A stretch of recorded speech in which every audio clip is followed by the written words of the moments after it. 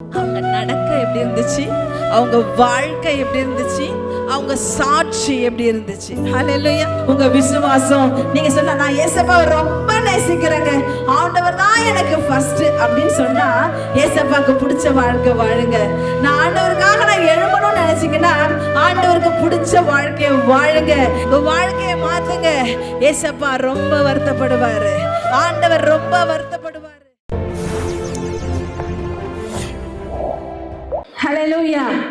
கர்த்தருடைய பரிசுத்த நாமம் மகிமைப்படுவதாக. மீண்டும் ஒரு விசை கூட வந்திருக்கிற எல்லா கர்த்தருடைய பிள்ளைகளை இயேசுவின் நாமத்துல வாழ்த்தி வரவேற்கிறேன். இன்றைக்கு வந்திருக்கிற உங்களுக்கு கர்த்தர் சொல்லின காரியங்களை நான் சீக்கிரமாய் உங்களிடத்தில் நான் பகிர்ந்து கொள்ள போகிறேன். கண்களை மூடி ஒரு விசை கர்த்தரை நோக்கி நாம் பார்ப்போம். நாங்கள் நம்மை ஆராதிக்கிற அன்பின் பிதாவை, வானத்துக்கு பூமிக்கும் ராஜாவே நாங்கள் துதிக்கிறோம், ஸ்தோத்திரிக்கிறோம். இந்த 12ஆம் பெண்கள் மாநாட்டை கர்த்தர் நீ நடத்தி கொண்டு வருகிற விதங்களுக்காக உமக்கு நன்றி. இப்பொழுதும் கர்த்தர் எங்களோடு நீர் பேசுங்கப்பா. எங்களுக்கு இருதயத்திற்கு தேவையான பரலோக வார்த்தையினால நீர் எங்களை நிரப்ப வேண்டுமாய் செபிக்கிறேன். மனுஷ சத்தங்களை கேட்டு கேட்டு நாங்கள் சோர்ந்து போயிருக்கிறோம் அப்பா. ஆண்டவரே, அன்றைக்கு காதை ஸ்வனாந்தரங்களை அதிர பண்ணின உம்முடைய சத்தம், பெண்மான்களை ஈனும்படியாய் செய்த உம்முடைய சத்தம், கேதுருக்களை முறிக்கிற உம்முடைய சத்தம் எனக்கு எங்கள் காதுகளிலே கேட்கட்டும் என்று நான் செபிக்கிறேன். எங்களோடு கர்த்தர் பேசுங்க, இடைப்படுங்க. இயேசுவின் நாமத்தில் ஜெபிக்கிறேன் ஜீவனுள்ள நல்ல பிதாவே, ஆமென், ஆமென். 1800களிலே ஒரு அற்புதமான நல்ல ஒரு கிறிஸ்தவ குடும்பம் அமெரிக்க தேசத்திலே வாழ்ந்து கொண்டிருந்தார்கள். John and mercy. அவர்களுக்கு ஒரு குழந்தை பிறக்கிறது. பிறக்கும் போது ரொம்ப அழகான பெண் குழந்தை. அப்பாவுக்கும் அம்மாவுக்கும் ஒரே சந்தோஷம்.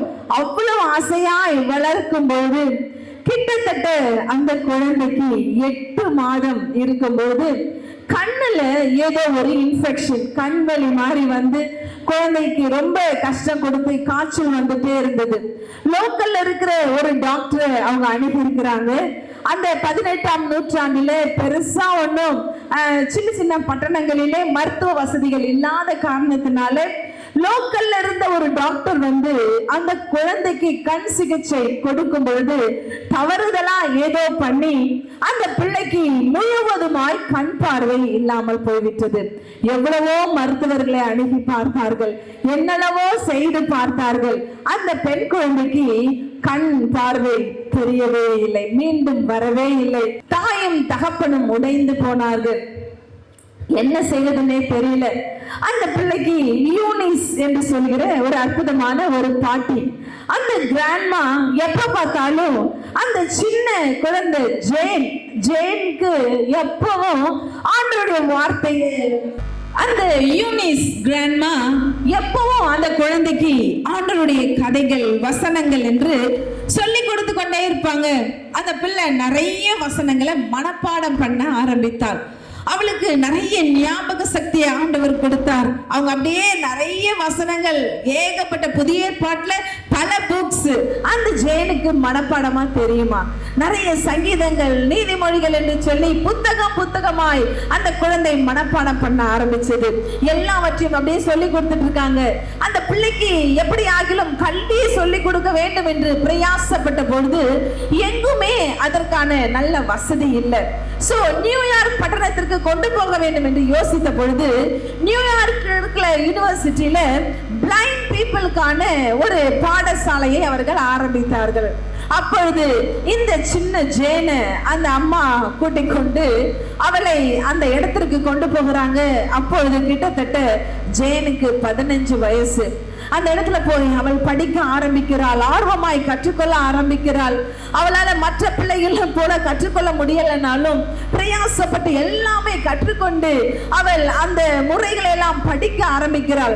பிளைண்ட் பீப்புள் படிக்கிற அந்த எழுத்துக்களை எல்லாம் அவள் அப்படியே படிச்சு அதுல கிராஜுவேட்டும் ஆகிறாள். கொஞ்ச நாள் அந்த இடத்துல அவள் வேலை செய்ய ஆரம்பிக்கிறாள். அப்பொழுது ஜான் மில்டன் என்று சொல்லுகிற ஒரு ஆங்கில அழகான ஒரு போயட்டோட நிறைய போயம்ஸாவ படிக்க ஆரம்பிக்கிறார்.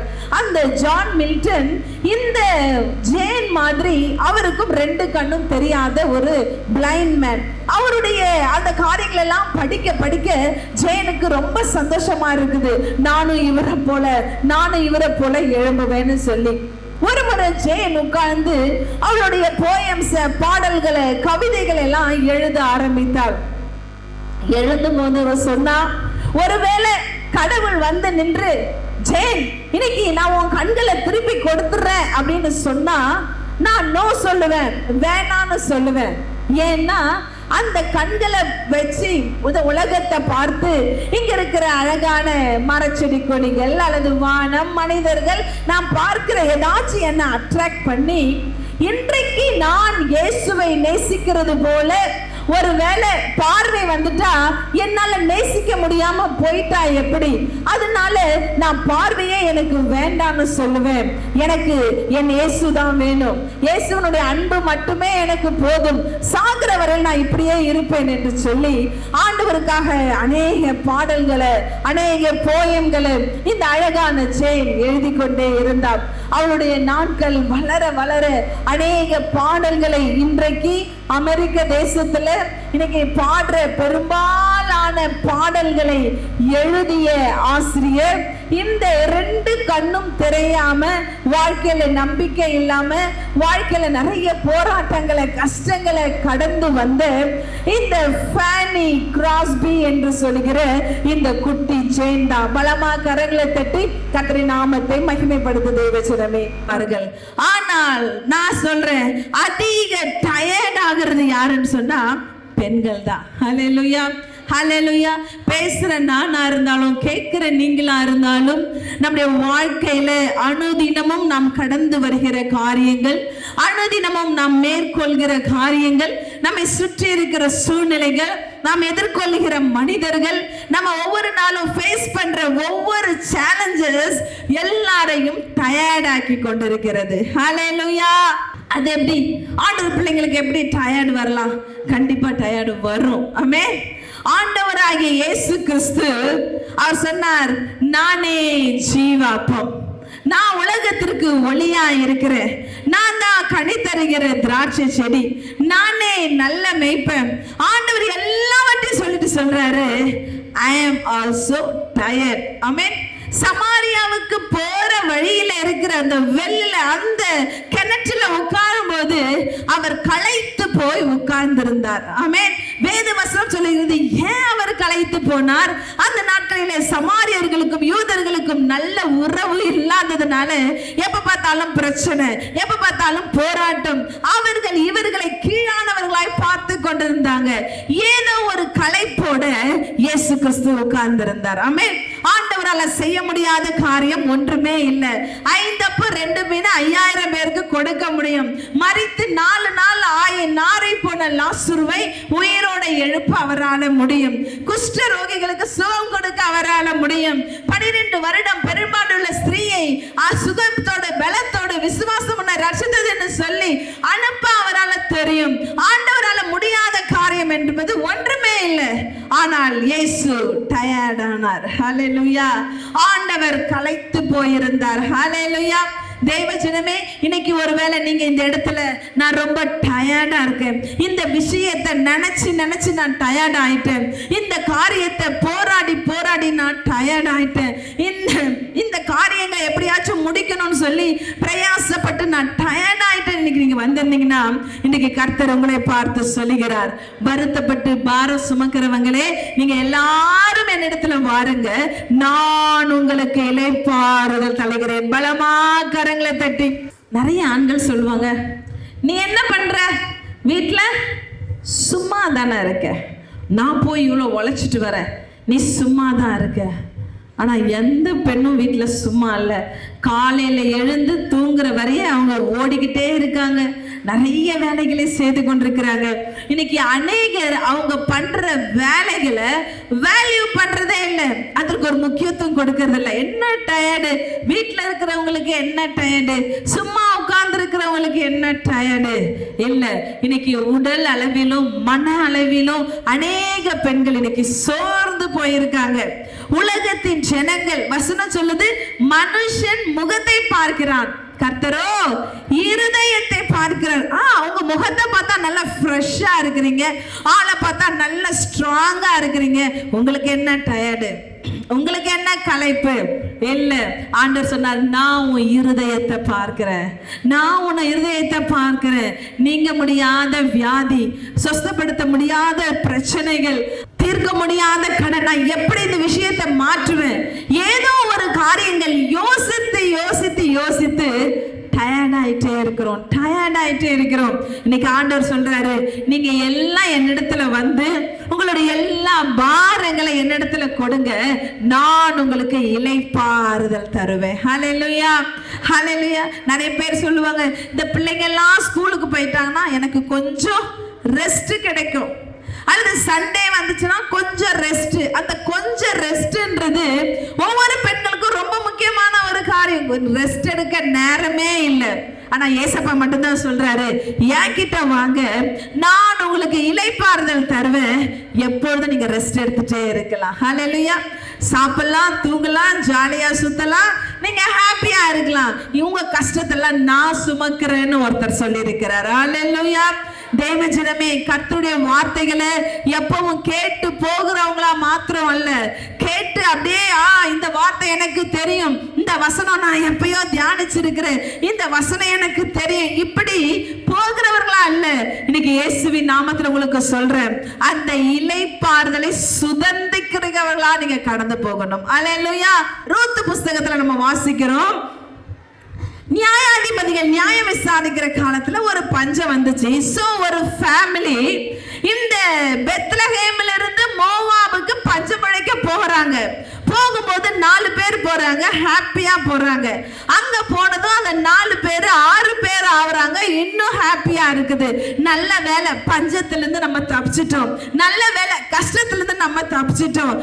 இந்த மோவாப் எவ்வளவு சந்தோஷமா இருக்கு, இந்த மோவாப் எவ்வளவு செழிப்பா இருக்கு, இந்த மோவாப் எவ்வளவு ஆசீர்வாதமா இருக்கு, எவ்வளவு நல்ல வருமானம் வருது, நல்ல வீட்டை கட்டிட்டேன், நல்ல நிலங்களை வாங்கிட்டேன், நல்ல பயிர் செய்ய ஆரம்பிச்சுட்டேன், இனிமே எங்க கஷ்டமெல்லாம் முடிஞ்சிருச்சு, எங்களுடைய எல்லா காரியங்களும் முடிஞ்சிருச்சு, நாங்க இப்ப சந்தோஷமா இருக்கிறோம்னு நினைச்சுக்கிட்டு இருந்த போது, நினைச்ச பொழுது அவங்க வாழ்க்கையில ஒரு இடியாய் வந்து நின்றது. ஹல்லேலூயா.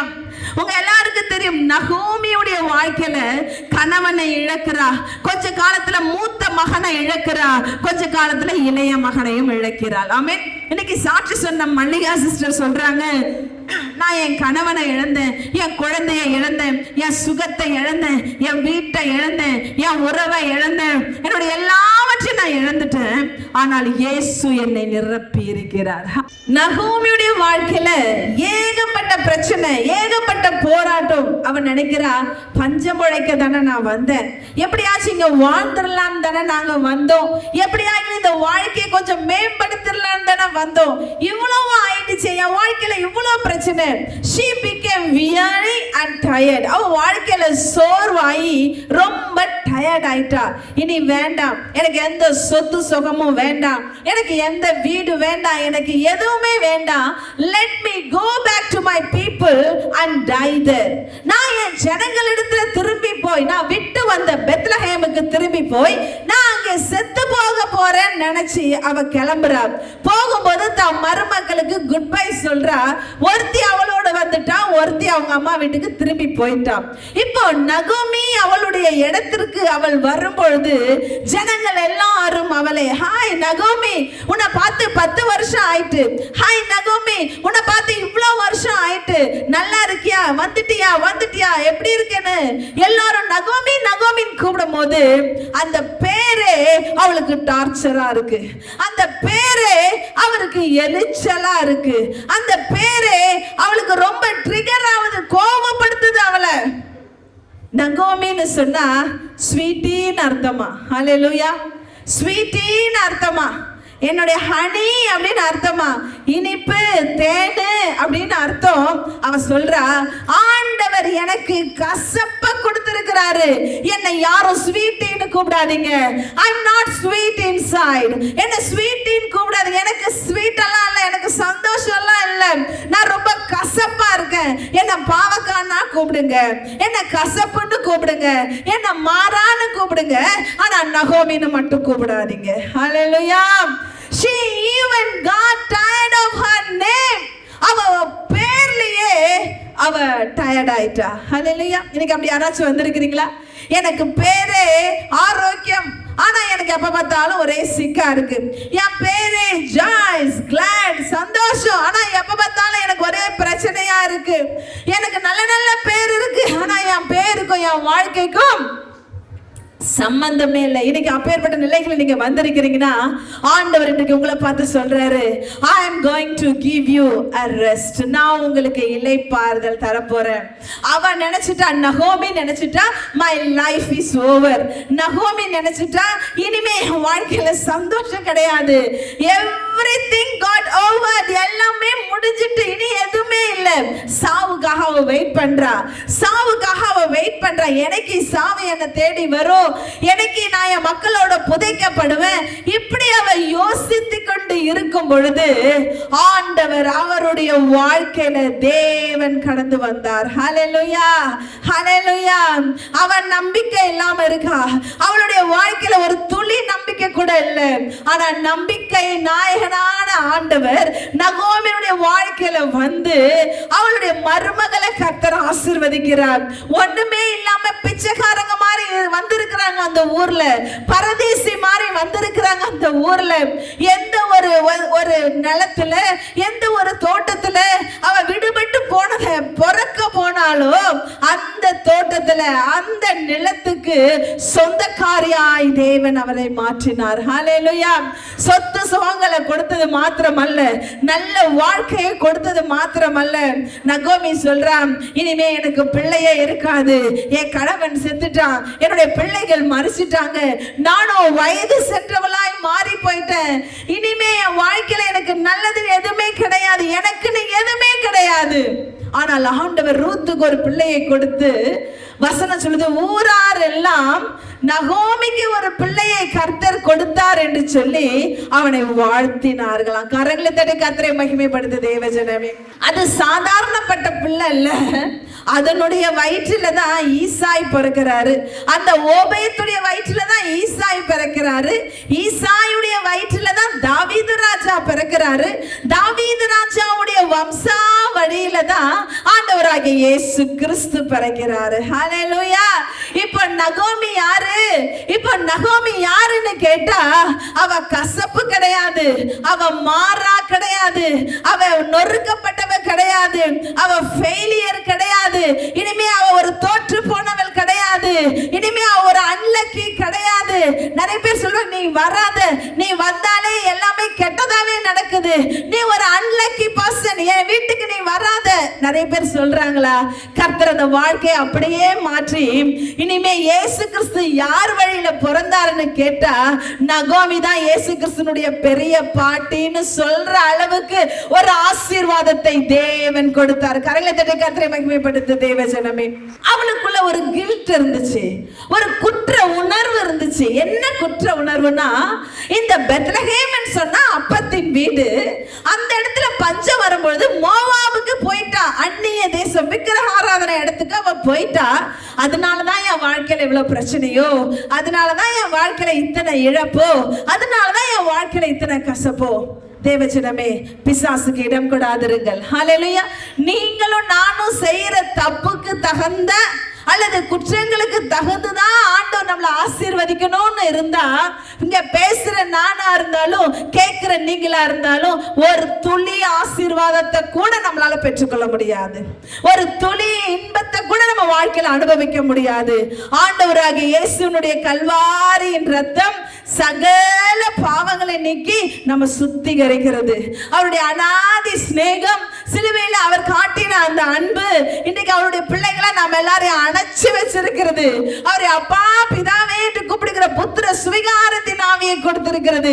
ஆண்டவர் பிறப்பதற்கு முன்பதாக, ரட்சிப்புக்கு முன்பதாக இருந்த நகோமியுடைய வாழ்க்கையே ஆண்டவர் அப்படி மாற்றி இருந்தா, இன்னைக்கு அவருடைய ரத்தத்தினால கழுவப்பட்டிருக்கிற உங்களுடைய என்னுடைய வாழ்க்கையை கர்த்தர் எவ்வளவு அதிசயமாய் மாற்றுவார். விசுவாசிக்கிறவங்க பலமா கரங்களை தட்டி கர்த்தருக்கு நன்றி செலுத்தலாம். நகோமியுடைய வாழ்க்கை, அவ ஸ்டோரி, அவளுடைய ஸ்டோரிய ஆண்டவர் அப்படியே அப்சைட் டவுனா மாத்திட்டாரு. இவ்வளவு நாள் அவரை வெறும் ஸ்வீட்டின்னு அவ பேர் இருந்தா, இப்ப அவளை சூப்பர் ஸ்வீட்டின்னு கூப்பிடுவாங்க. ஹல்லேலூயா. இனிமே இவ்வளவு நாள் அவ பேர் வெறும் ஹனி, வெறும் தேனு தான் அப்படின்னா, இப்ப எல்லாரும் அவளை சூப்பர் ஹனின்னு கூப்பிடுவாங்க. ஆமென். அவளுடைய வாழ்க்கை இன்பத்திலும் பேரின்பம், இப்ப அவளுடைய வாழ்க்கை சுகத்திலும் பரிபூர்ண சுகம், இப்ப அவளுடைய வாழ்க்கையில ஐஸ்வர்யத்திலும் ரொம்ப பெரிய ஆசீர்வாதம். அவளால எண்ண முடியாத, அவளால தொட முடியாத, அவளுடைய வாழ்க்கையில கற்பனை கூட பண்ணி பார்க்க முடியாத ஆசீர்வாதத்தை, சமாதானத்தை, சந்தோஷத்தை தேவன் நகோமிக்கு கொடுத்தார். ஹல்லேலூயா. அவளுடைய டயர்ட் ஆண்டவர் அப்படியே மாத்திட்டாரு. இன்னைக்கு கர்த்தருடைய சமூகத்துல வந்திருக்கிற தேவ ஜனமே, இன்னைக்கு உங்களுடைய எந்த விதமான டயர்ட்ல நீங்க வந்திருக்கிறீங்களா? நிறைய இழப்புகளை நான் சந்திச்சிட்டேன், நிறைய தோல்விகளை நான் சந்திச்சிட்டேன், நிறைய நான் என் வாழ்க்கையில எல்லாமே எனக்கு ஒண்ணு கூட நல்லதே நடக்கல நீங்க நினைச்சிருக்கீங்களா? ஒரு பெரிய blessing உங்களுக்காக வெயிட் பண்ணிக்கிட்டு இருக்கு. ஒரு பெரிய ஆசீர்வாதம் உங்களுக்காக வெயிட் பண்ணிக்கிட்டு இருக்கு. உங்க வாழ்க்கையில பிரச்சனை வர வர, கஷ்டம் வர வர, போராட்டம் வர வர, கர்த்தர் உங்களையும் என்னையும் அவர் தகுதிப்படுத்தி கொண்டிருக்கிறார். கர்த்தர் உங்களை என்னையும் உருவாக்கி கொண்டிருக்கிறார். நான் கொடுக்கிற ஆசீர்வாதத்தை அவங்க ஹோல்ட் பண்ணணும்ல, நான் கொடுக்கிற சேமத்தை அவங்க அனுபவிக்கணும்ல, அதுக்கு உங்க வாழ்க்கையில நிறைய நிறைய பிராக்டிஸ் தேவைப்படுது. உங்களை ஆண்டவர் அதுக்கு ஏத்த மாதிரி ஆண்டவர் மாற்றி கொண்டிருக்கிறார். உங்களை துக்கப்படுத்துவதற்கு அல்ல, உங்களை கண்ணீர் வடிக்க வைக்கிறதுக்கு அல்ல, உங்களை அவமானப்படுத்துறதுக்கு அல்ல, உங்களை தோல்விக்கு நேராக நடத்துறதுக்கு அல்ல. எரேமியால வாசிக்கிறோம், நான் உங்களுக்காக நினைத்திருக்கிற நினைவுகளை அறிந்திருக்கிறேன், அவைகள் தீமைக்கல்ல சமாதானத்துக்கு ஏதுவான நினைவுகளே. ஆமென். பிசாசு சொல்லுவான், இப்படி ஜெபம் பண்ற உன் வாழ்க்கையில தோல்வி, இவ்வளவு விசுவாசமா இருக்க உன் வாழ்க்கையில தோல்வி, எப்போ ஆண்டவர் ஆண்டவர் எங்க மீட்டிங் வச்சாலும் முதல்ல போய் உட்கார்ந்து ஜெபம் பண்ற உன் வாழ்க்கையில பிரச்சனை, எப்ப பார்த்தாலும் ஆண்டவர்னு ஜெபம் பண்ற, பைபிள் வாசிக்கிற உன் வாழ்க்கையில ஒரே தோல்வியா இருக்கு. பிசாசு சொல்றானா? நீங்க சொல்லுங்க, அப்பாலே போ சாத்தானே. ஹல்லேலூயா. ஆண்டவர் 430 வருஷம் அடிமையாய் கிடந்த அவர்களுடைய பெருமூச்சியே ஆண்டவர் கேட்பாருன்னா, உங்க கண்ணீரை பார்க்க மாட்டாரா சிஸ்டர்? உங்க வேதனையை பார்க்க மாட்டாரா சிஸ்டர்? உங்க ஜெபத்தை கேட்க மாட்டாரா சிஸ்டர்? இரவும் பகலும் கண்ணீர் வடிச்சு, ஆண்டவரே எனக்கு நீங்க பதில் செய்ய மாட்டீங்களா? ஒரு விஷயம் நினைக்க மாட்டீங்களா? என் மேல உங்களுக்கு அன்பே இல்லையா? என் மேல நீங்க நினைக்கவே மாட்டீங்களான்னு கதற உங்கள் கதறல் அவருடைய காதுகளிலே கேட்டுக்கொண்டே தான் இருக்கிறது. ஹல்லேலூயா. அவர் கொஞ்சம் அமைதியா இருக்கிறாருன்னா, உங்களுக்கு ஏதோ ஒரு பெரிய சர்ப்ரைஸோட வெயிட் பண்ணிக்கிட்டு இருக்காரு. உங்களுக்கு ஒரு பெரிய ஆசீர்வாதத்தோட ஆண்டவர் வெயிட் பண்ணிட்டு இருக்கிறாரு. சோர்ந்து போயிடாதீங்க, சோர்ந்து போயிடாதீங்க. ஆண்டவருடைய ஆசீர்வாதத்தை சுதந்தரிக்க உங்களை பக்குவப்படுத்துங்க. ஹல்லேலூயா. இன்னும் ஒரே ஒரு பெண்ணை கொஞ்ச நேரம் நான் சொல்லி முடிச்சிட்டேன். புதிய ஏற்பாட்டுல தபித்தான்னு ஒரு அம்மா இருக்காங்க. எத்தனை பேருக்கு தெரியும்? யாரு தபித்தா? புதிய ஏற்பாட்டுல இருக்கிற ஒரு அம்மா, அப்படிதானே? சரி. எங்களுடைய மங்கமரம் யங் கேர்ள்ஸ்க்கு நான் உங்களுக்கு வச்சிருக்கிற பேரு தபித்தா பிரேயர் டீம், அப்படிதானேம்மா? இங்க உட்கார்ந்துருக்கவங்க எல்லாம் தபித்தா கேர்ள்ஸ். எனக்கு ரொம்ப பிடிச்ச ஒரு சின்ன கேரக்டர். இந்த பைபிள்ல எதுவுமே அந்த அம்மா வாயை திறந்து பேசவே இல்லை. ஆனா இந்த வேதாகமத்துல அந்த அம்மாவுக்கு தான் சீஷன் என்கிற பெரிய பதவி ஒரு பெண்ணுக்கு கொடுக்கப்பட்டிருக்கிறது. ஹல்லேலூயா. யாரு சீஷன்? ஆண்டவருக்கு 12 பேர் இருந்தாங்க, அவங்க தான் சீஷன் நமக்கு தெரியும்ல. அப்போஸ்தலர் நடபடிகள் 9வது அதிகாரம் 36ல இருந்து 43 வரை நீங்க வீட்டுல போய் வாசித்தீங்கன்னா அங்க ஒரு அம்மா இருக்காங்க. அவங்க பேர் தபித்தா. தபித்தா என்றது அராமிக் மொழியில தபித்தா, கிரேக்க மொழியில தொர்கால் அப்படின்னு சொன்னா கேசல் அப்படின்னு அர்த்தமா. கேசல்னா பெண்மான். ஹல்லேலூயா. அப்ப அழகா இருக்கிற ஒரு குழந்தைக்கு தான் என்ன பேர் வைப்பாங்க வீட்டுல? செல்லம்மா, குட்டிம்மா, தங்கம்மா, பட்டுமா இல்ல? அந்த மாதிரி இந்த துர்கால் ஒரு கேசல், ஒரு பெண்மான், அவ்வளவு ஒரு அழகு. அதனால அவளுக்கு அந்த பேரை வச்சிருக்காங்க. அவளுக்கு கணவர் இருந்தாங்களா, பிள்ளைகள் இருந்தாங்களா குறிப்பிடப்படவில்லை. ஆனா இந்த துர்காலை குறித்து வசனம் சொல்லுகிறது, இவள் ஆண்டவருக்கு ஒரு முதல் பெண் சீஷியா இருந்தாள். ஹல்லேலூயா. எல்லாரும் இங்க இருக்கிறீங்களா? கொஞ்சம் பசி மயக்கத்துல இருக்கிறீங்களா? கொஞ்சம் நல்லா கண்ணை திறந்து என்ன பாருங்க. அப்படியே சீஷன் என்றவங்க ஒரு குரு கிட்ட அவங்க எல்லாவற்றையும் கற்றுக்கொண்டதை பிரதிபலிக்கிறவங்க தான் சீஷர்கள். அப்படிதானே? ஒரு சிம்பிளா ஒரு உலக பிரகாரமா சொல்லணும்னா அப்படிதான். அப்போ இயேசுவை 100% ஒரு பெண் பிரதிபலிச்சதுனாலதான் அவளுக்கு பெயர் சீஷி. ஹல்லேலூயா. இந்த வேதாகமத்துல நீங்க உங்களுக்கு தெரிஞ்ச பெண்களை சொல்லுங்கன்னா மரியாள் சொல்லுவாங்க, மார்த்தா சொல்லுவாங்க, மகதலேனா மரியாள், அவதான் உயிர் தெழுந்த இயேசுவை முதல்ல வந்து சொன்னா, அவதான் முதல் மிஷனரி. எல்லாம் ரைட்டு தான். இவங்க யாரையும் சீஷன் என்று பைபிள் சொல்லல, இவங்க யாரையும் சீஷின்னு பைபிள் சொல்லல. ஆனா இங்க ஒருத்திய மட்டும் சீஷி என்று சொல்லப்படுகிறது. சீஷியா இருந்த இந்த தபித்தா ஒரு வார்த்தை கூட பேசினதா பைபிள்ல சொல்லப்படவே இல்லை. ஆனால் அவருடைய செயல்பாடுகளை குறித்து இந்த வேதத்தில் அதிகம் பேசப்பட்டு கொண்டிருக்கிறது. அவள் யோப்பா பட்டணத்துல வாழ்ந்த ஒரு பெண். அது ஒரு துறைமுக நகரம். அந்த யோப்பா பட்டணத்துல பிலிப்பு என்கிற ஆண்டவருடைய சீஷன் வந்து பிரசங்கம் பண்ண போது ஆண்டவரை பற்றி கேள்விப்பட்டு இயேசுவை தன்னுடைய சொந்த ரட்சகராய் ஏற்றுக்கொண்டா. இன்னைக்கு நீங்களும் நானும் ஏற்றுக்கொண்டா மாதிரி. ஆனா அவ பேச்சளவுல ஞாயிற்றுக்கிழமை கிறிஸ்தவலா அல்லது ஏதோ நானும் ஆண்டவரை நேசிக்கிறேன்னு சொல்ற லிஸ்ட்ல இல்ல, 100% தன் இருதயத்தை இயேசுவுக்கு கொடுத்தவள். ஹல்லேலூயா. எந்த ஒரு கிறிஸ்தவன் 100% விசுவாசத்தை பேசுறவங்களா மட்டும் இருக்க கூடாது. ஆமென். பிரதர், நான் இயேசுவை விசுவாசிக்கிறேன். சிஸ்டர், நான் ஆண்டவர் மேல எவ்வளவு அன்பு வச்சிருக்கேன் தெரியுமா? எங்க சர்ச்சு தான் எனக்கு உயிரே, சர்ச்சில் ஒண்ணுன்னா நான் தான் முன்னாடி இருப்பேன். இப்படி பேசுறவங்களை ஆண்டவர் நேசிக்கிறத விட உங்க செயல்பாடுகளை கர்த்தர் பார்க்கிறார். ஹல்லேலூயா, ஹல்லேலூயா. அருமையான பெண்களே, சர்ச்சுக்கு போற பெண்களே, இயேசுவை நேசிக்கிற பெண்களே, ஆண்டவருக்காக எழும்பியிருக்கிற பெண்களே, இன்னைக்கு உங்களுக்கு நான் தயவா சொல்றேன், உங்களுக்கு நான் அன்பா சொல்றேன். காலம் கடைசி காலம், ஆண்டவருடைய வருகை மிக சமீபமா இருக்கிறது. இனிமே உலகத்துக்கு ரெட்ட வேஷம் போடுறவங்க ஆண்டவருக்கு தேவையில்லை. எனக்கு உலகமும் வேணும், ஆண்டவரும் வேணும். ஹல்லேலூயா. இன்னைக்கு அநேகர் அனலும் இல்ல குளிரும் இல்ல. பைபிள் எடுத்தா கிறிஸ்தவங்க, வீட்டுக்கு போனா அவ்வளவுதான், சர்ச்சுக்கு வந்தா ஒரே ஆராதனை வீரங்க, வீட்டுக்கு போனா முடிஞ்சது, எதுவுமே பண்றது இல்ல. உலகத்தார் என்ன பண்றாங்களோ அதை தான் நம்மளும் பண்றது. அவங்க எப்படி ஒரு பிரச்சனையை டீல் பண்றாங்களோ அதே மாதிரி தான் நீங்க பண்றீங்க. அநேகருக்குள்ள எரிச்சல், அநேகருக்குள்ள கசப்பு, காயம், என்னெல்லாம் குப்பை இருக்கோ எல்லாத்தையும் நம்ம வச்சுக்கிட்டு நானும் கிறிஸ்தவன், நானும் கிறிஸ்தவன், ஆண்டவரே என்ன ஆசீர்வதிங்க, நானும் உமக்கு ஊழியக்காரன், நானும் உமக்கு ஊழியக்காரி, நானும் உமக்கு சீஷன். No no no. ஹல்லேலூயா. நான் ஆல்ரெடி சொன்னேன், அவர் இருதயத்தை பார்க்கிற தேவன். ஹல்லேலூயா. உங்க இருதயத்தை ஆண்டவருக்கு கொடுங்க, உங்க இருதயத்தை ஆண்டவருக்கு கொடுங்க. சீஷன்னு சொன்னா நம்ம நினைக்க, அந்த அம்மா எத்தனை மேடையில போய் பிரசங்கம் பண்ணாங்க, அந்த அம்மா எத்தனை பேர் ஆண்டவருக்குள்ள நடத்தினாங்க, அந்த அம்மா எத்தனை பாட்டை ரிலீஸ் பண்ணாங்க, அந்த அம்மா எத்தனை நாடுகளுக்கு சுற்றி தெரிந்தாங்க. இதுதான் நம்ம கணக்கு போட்டுக்கிட்டு இருக்கிறோம். ஹல்லேலூயா.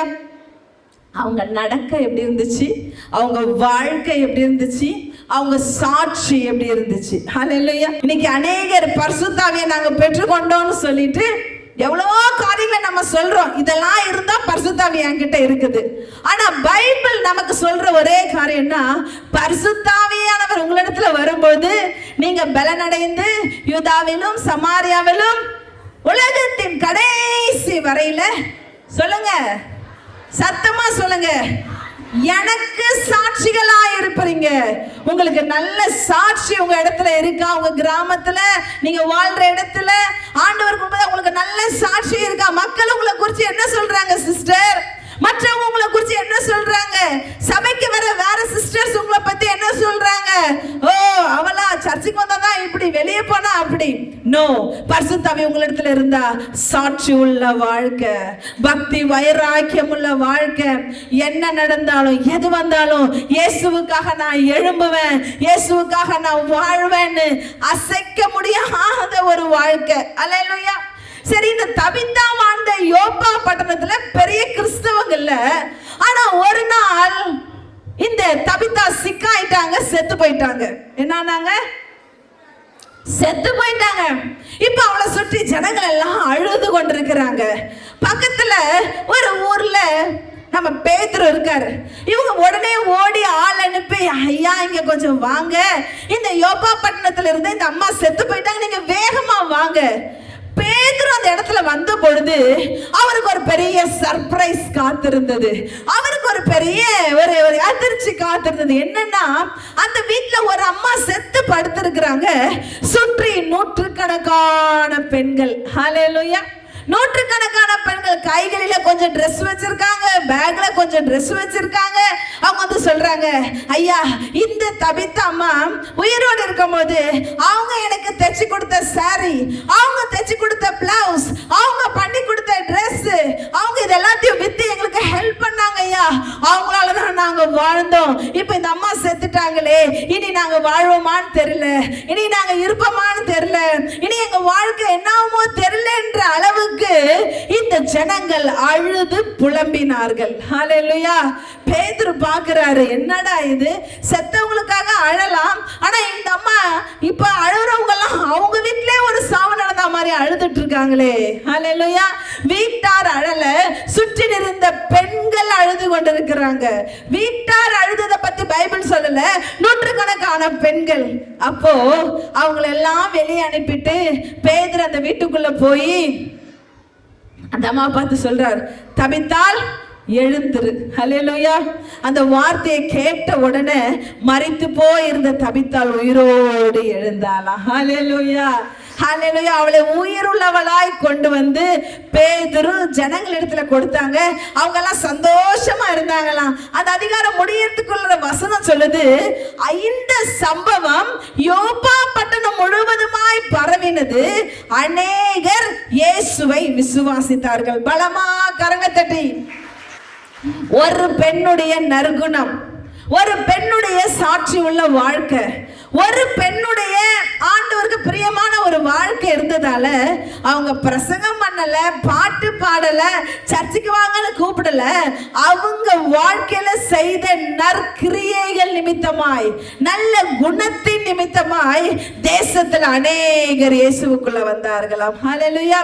சிஸ்டர்ஸ், எத்தனை பேர் சொல்றாங்க, அவ அந்த சர்ச்சுக்கு போறதுனால நான் என்ன பண்ண மாட்டேன், அந்த சர்ச்சுக்கு போறதில்ல, அவங்க இந்த கூட்டத்துக்கு வந்தா நான் வர மாட்டேன், அவங்க இந்த வீட்டுக்குள்ள இருந்தா நான் வர மாட்டேன்.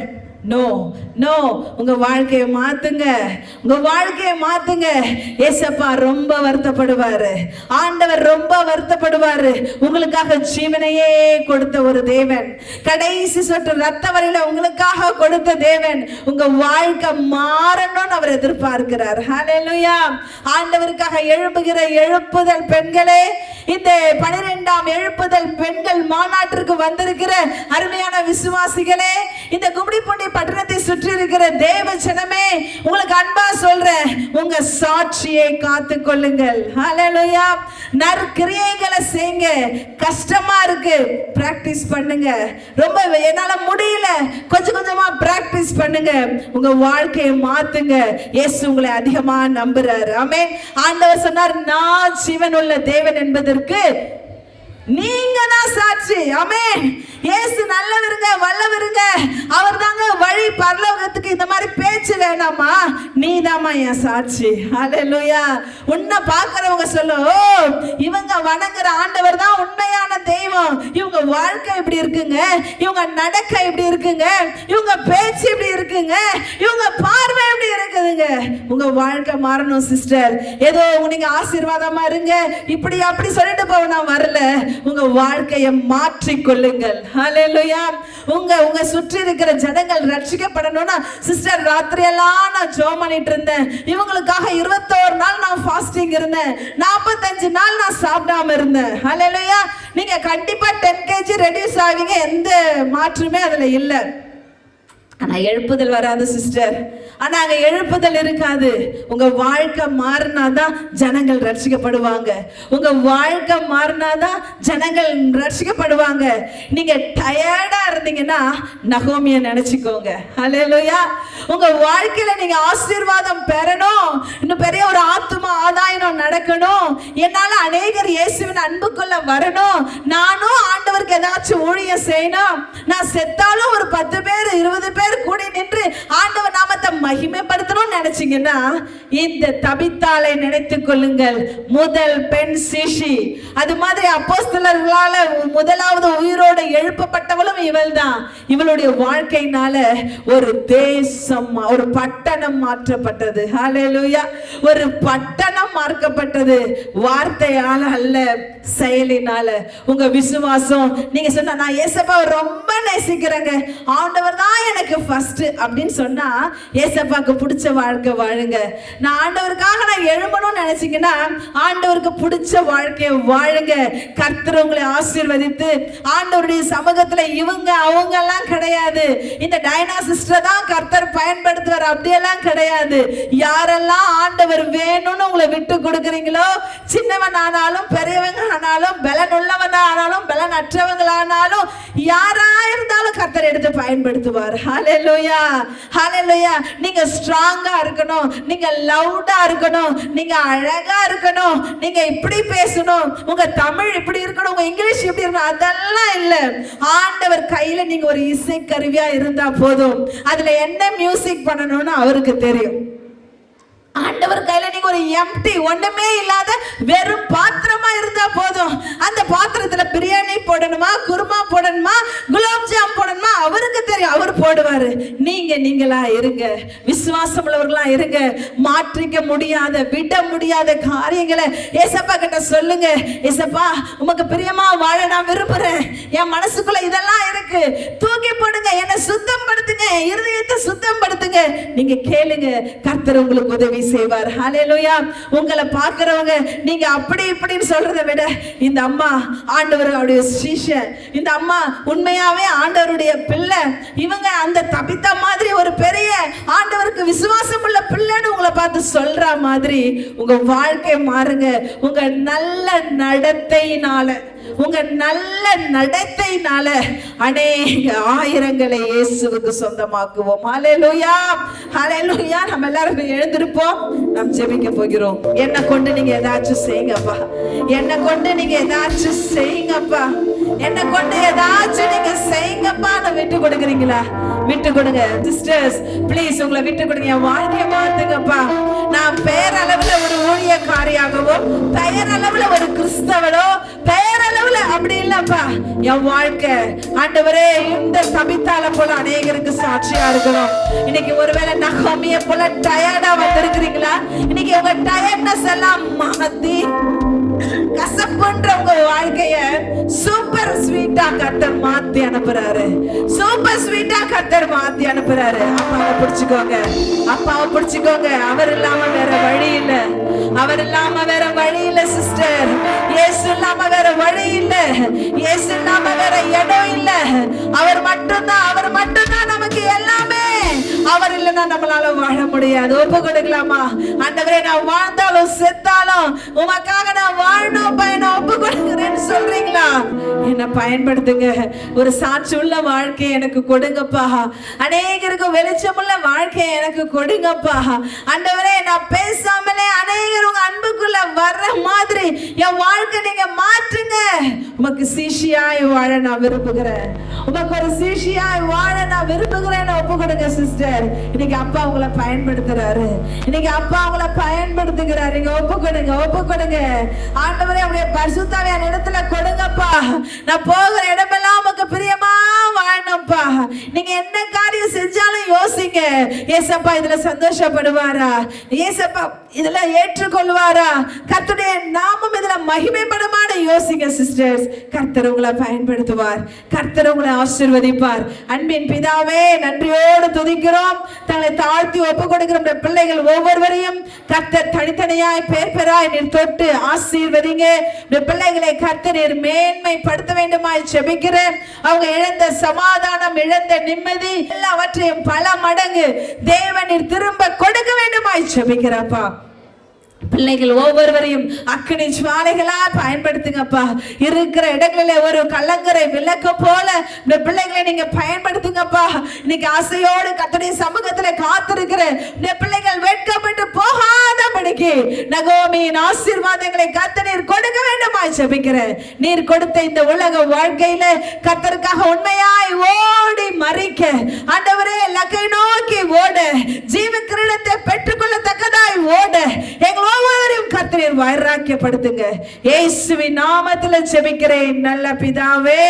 ஆமென், ஆமென்.